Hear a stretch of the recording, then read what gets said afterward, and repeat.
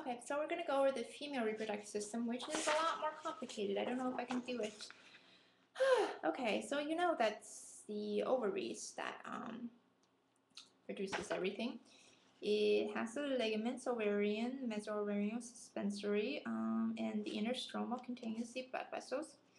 And there's also the ovarian follicles in the cortex. You know that gametes, ova, is produced in the outer cortex of the ovaries.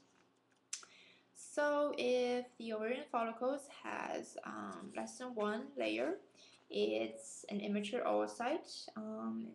It's a primordial follicle. It goes into a primary follicle when there is 2 or more layers. That's known as a granulosa. And then it'll further progress into a secondary follicle when there's fluid-filled pockets. And okay, wonderfulness. So you have a mature follicle when there's the fluid-filled cavity, and then when ovulation occurs, your follicle turns to a corpus luteum. So going over to the uterine tubes, the fallopian tubes, and there is 3 compartments. There's fimbria, there's ampulla, there's the isthmus. There's the innermost mucosa, muscularis, serosa. Remember, everything has 3 layers. The uterus has things that I don't think we need to know about. But there is a perimetrium, there's a myometrium, there's an endometrium, and the endometrium has the uterine glands, and the stratum functionalis and the stratum basalis. Stratum functionalis is a layer that falls off when women have their period. Not very pleasant. There's also the vagina. There's also the mucosa muscularis adventitia. Yeah. Then you have the external genitalia, which is the mons pubis, the labia majora, labia minora, clitoris, glands, things like that. So for paraurethral, that's like a bulbourethral, and the greater vestibular is like, the other thing. Prostate things. And you have the mammary glands. You have lobules, you have alveoli, you have secondary ducts, you have mammary ducts, you have lactiferous, you have lactiferous ducts, sinus ducts, ducts, sinus ducts. Okay, so secondary, mammary, lactiferous, sinus, lactiferous, yeah. So ASM out loud.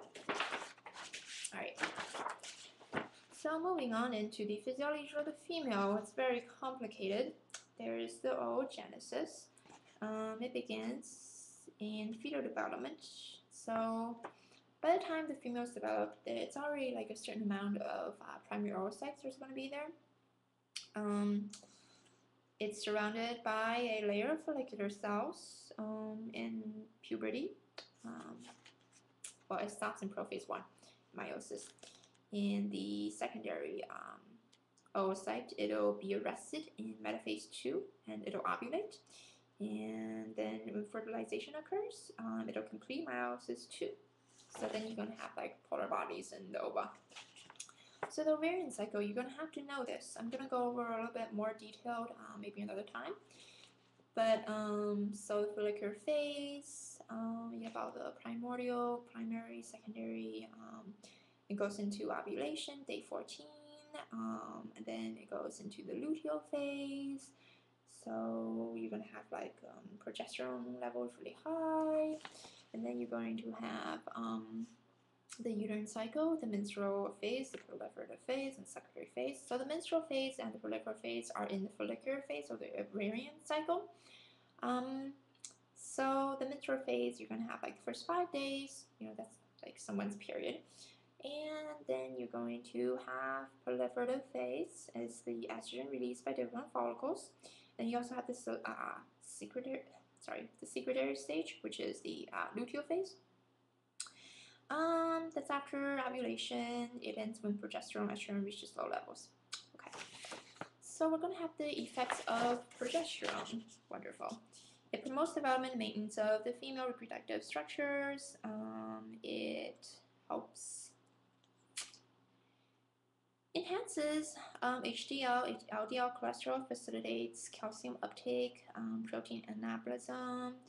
It produces the secondary characteristics, widening of the hips, narrowing of the shoulders, pubic or seborrheic hair, all the fun things, breast development.